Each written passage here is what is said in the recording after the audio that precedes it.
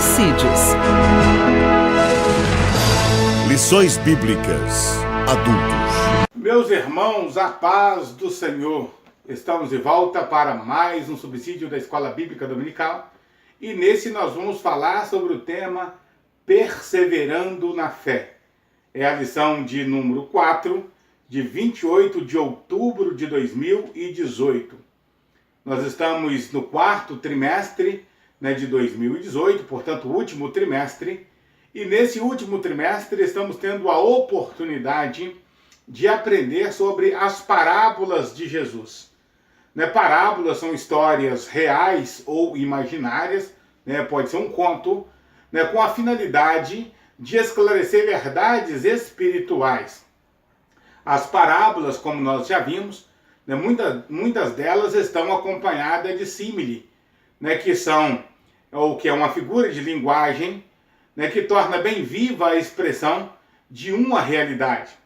A parábola que vamos estudar hoje, a parábola da viúva, que importunava diariamente o juiz iníquo, ela vem acompanhada de uma símile.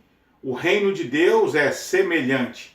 Ou da mesma forma que ocorre o contexto da parábola, assim ocorre também no reino de Deus. A lição que vamos estudar hoje, essa quarta lição, é uma grande oportunidade para incentivarmos os nossos alunos, incentivarmos os nossos irmãos, a perseverarem na fé e na oração. É exatamente para isso que Jesus conta esta parábola.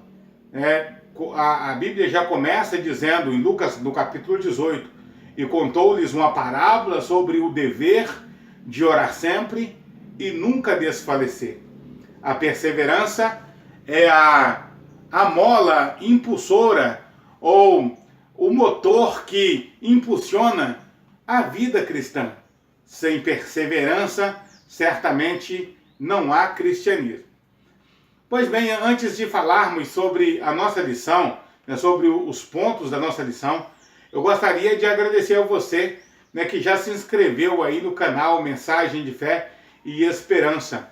Muito obrigado aos nossos mais de 800 inscritos aí no canal. E continue sempre ligado conosco, pois Deus tem bênçãos especiais para a sua vida. Você que não se inscreveu ainda, se inscreva. Ao se inscrever, ative o sininho para que você possa receber as notificações de tudo que postarmos aqui no nosso canal, o canal Mensagem de Fé e Esperança. Posto essas considerações, o nosso texto áureo está em Lucas, no capítulo 18, e o versículo 7, que diz: E Deus não fará justiça aos seus escolhidos, que clamam a Ele de dia e de noite, ainda que tardio para com eles? Essa é uma pergunta que Jesus faz quando ele conclui a parábola, quando ele conclui de fazer aquela explicação, aquela explanação do contexto da viúva que importuna o juiz diariamente. A verdade prática diz: quanto mais perseverarmos na fé, melhor entenderemos a vontade de Deus. Quanto mais perseverarmos na fé, muito mais entenderemos a vontade de Deus. A nossa leitura bíblica em classe está no livro de Lucas, no capítulo 18, os versículos de 1 a 8, que nós não vamos ler para ganharmos tempo no nosso subsídio. Na verdade, como diz aqui o nosso professor, na inteiração, nosso ponto de interação, esse é o grande desafio do ensino. Romper a barreira do discurso, levando os educandos à prática. Ou seja, não apenas falar de oração, não apenas falar de perseverança, mas perseverar na fé. Este é o grande desafio que nós temos como professores, como superintendente, levar o nosso aluno a entender as verdades da palavra de Deus. A nossa na nossa introdução aqui, o nosso comentador, ele vai dizer que a parábola, né, onde conta aqui a história da viúva que importuna o juiz, ela pode ser chamada de parábola da viúva persistente. A parábola da viúva persistente. É bom que se diga que a persistência é uma grande virtude.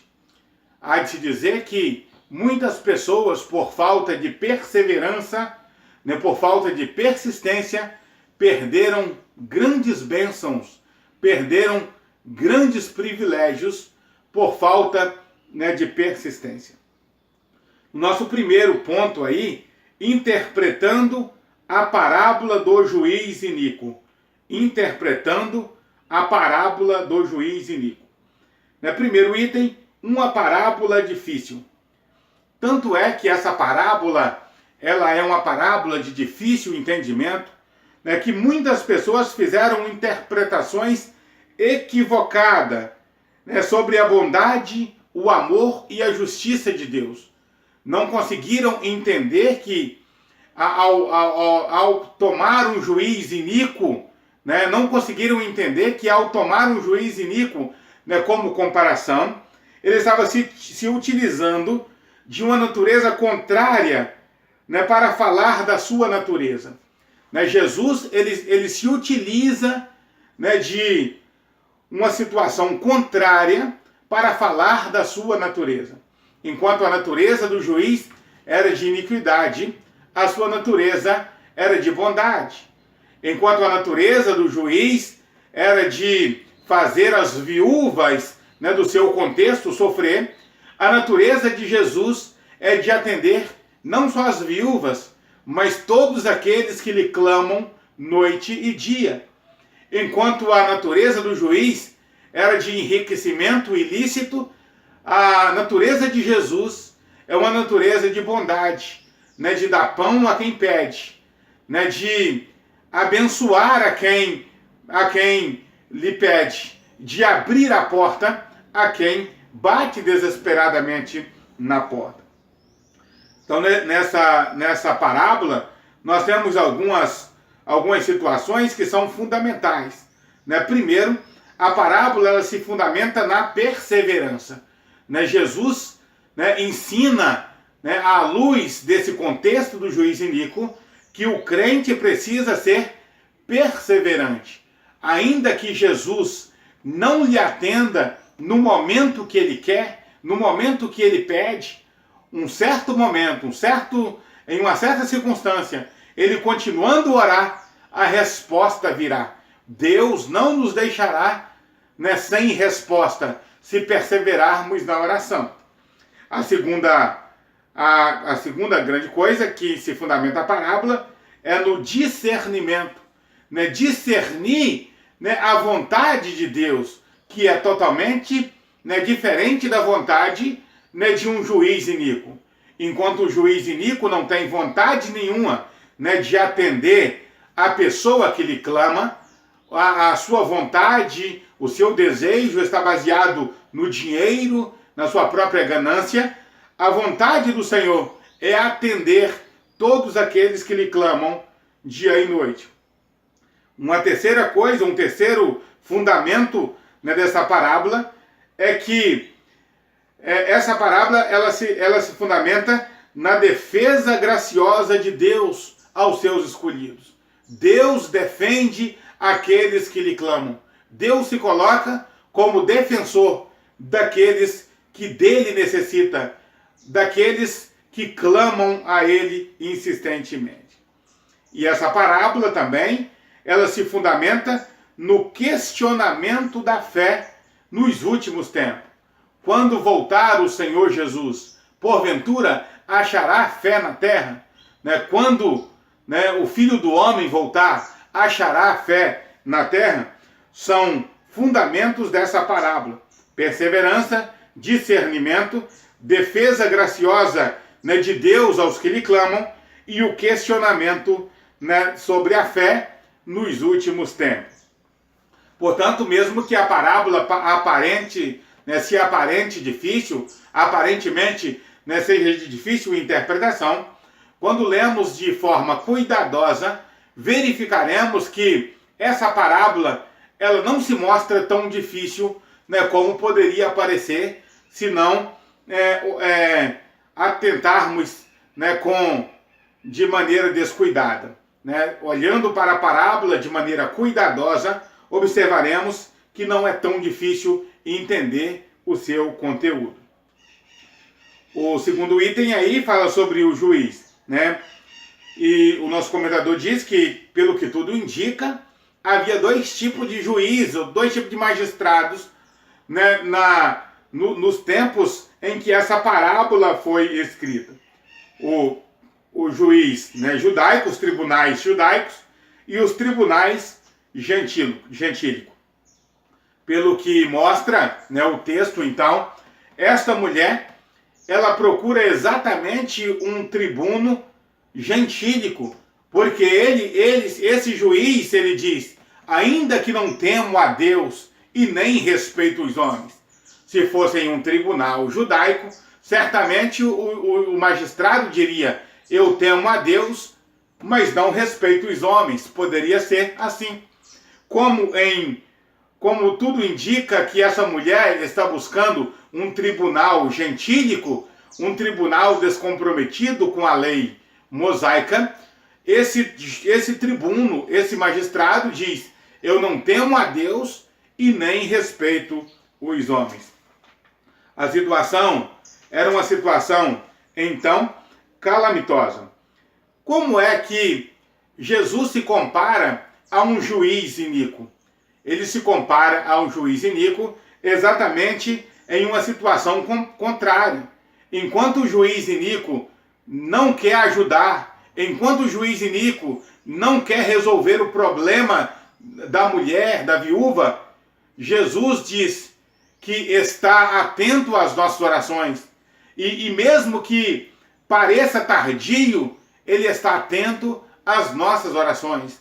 Se um juiz iníquo é capaz, né, de atender uma mulher, imagine o justo juiz, né, como já dizia Abraão, o pai da fé. Não fará justiça o juiz de toda a terra? Né? Se o juiz iníquo ele é capaz de resolver o problema, imagine o Senhor nosso Deus, que é justo e bondoso. No terceiro item aí, ele vai falar sobre a situação, né, da viúva.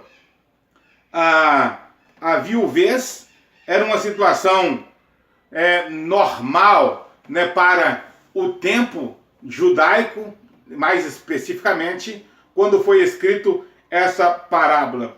Né? Muitas mulheres se casavam novas, a maioria das mulheres, né, se casavam novas. E também muitas mulheres ficavam viúvas novas, né, por causa do contexto das guerras e por causa de vários outros motivos. Muitas mulheres, né, perdiam tão logo, então, o seu marido.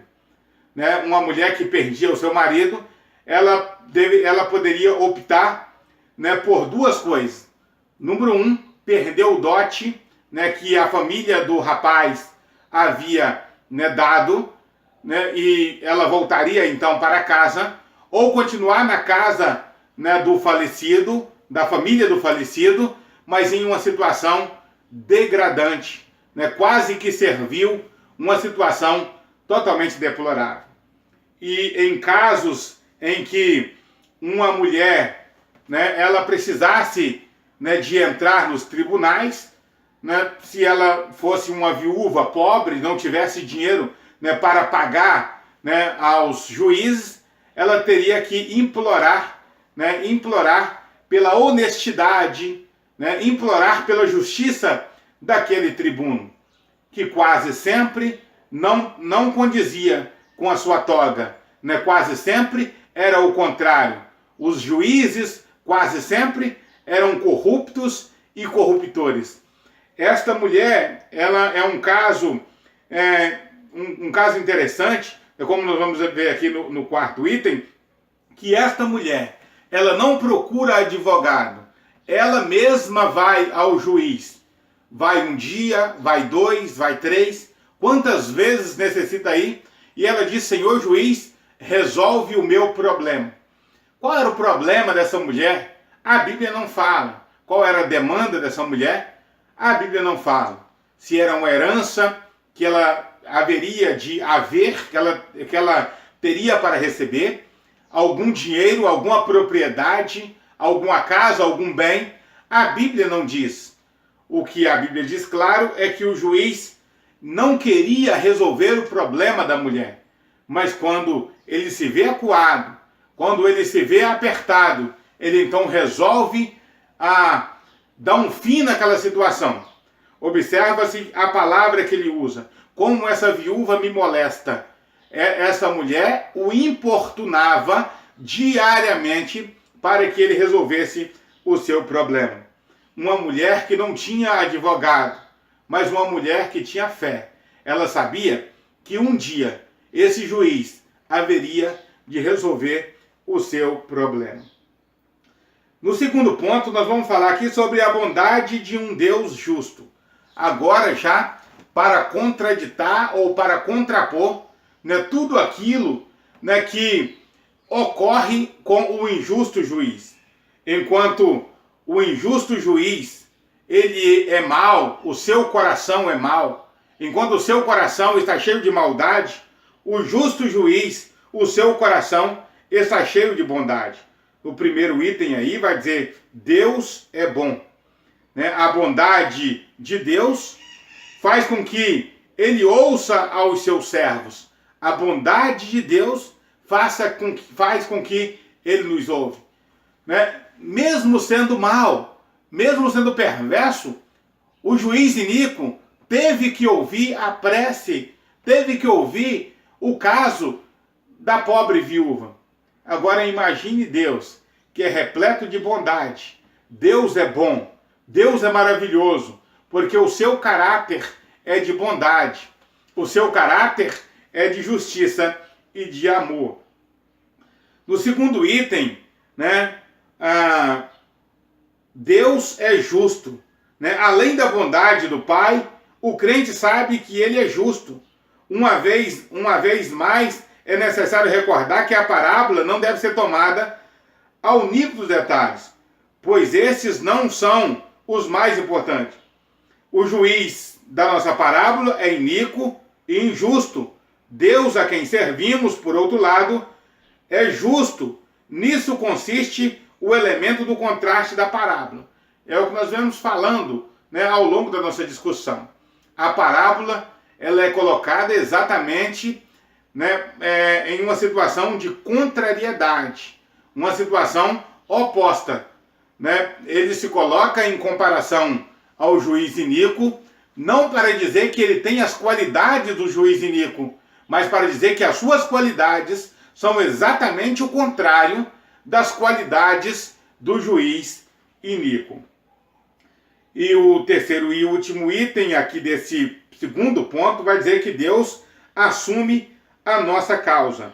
Né? Deus assume a nossa causa. Na parábola encontramos uma pobre viúva pedindo justiça, mas o que Jesus está ensinando é sobre o dever de orar sempre e nunca desfalecer. Isso é perseverar, né? Perseverar, porque Deus assume a nossa causa. Todas as vezes que nós tivermos coragem de entregar os nossos problemas ao Senhor, Ele terá coragem de entrar conosco na batalha. Todas as vezes que tivermos coragem de nos render a Deus em oração, Ele terá coragem de ser nosso parceiro nas nossas guerras, nas nossas lutas. Não só isso, não só de entrar conosco na batalha, mas tomar totalmente o controle da nossa batalha e ser o general, ser o capitão das nossas batalhas. Isso não é maravilhoso, meu querido irmão? Isso não é maravilhoso, minha querida irmã? Saber que Deus assume a nossa causa, né? Que Deus entra, né, na nossa batalha e resolve os nossos problemas. No nosso terceiro e último ponto, a perseverança da viúva é uma imagem para nós. A perseverança da viúva é uma imagem para nós. Primeiro, nós temos aí a imagem né, da oração. Recentemente nós falamos sobre a oração. A oração é uma via de mão dupla, onde nós vamos daqui para lá carregados dos nossos problemas e Deus vem de lá para cá trazendo o conforto, trazendo a alegria, trazendo a resposta que nós precisamos. A oração é o meio mais eficaz, né, para nós chegarmos ao Senhor nosso Deus. No segundo item aí, a questão da perseverança. Aqui o nosso comentador ele traz uma explicação interessantíssima. Ele diz o seguinte: pois a perseverança levará em conta o tempo de espera como meio para aclarar e purificar a nossa vida no aprendizado das coisas de Deus. Deus permite que esperamos um tempo. Deus permite que a resposta demore chegar por um tempo na nossa vida, exatamente para que nós aprofundemos o nosso relacionamento com Ele.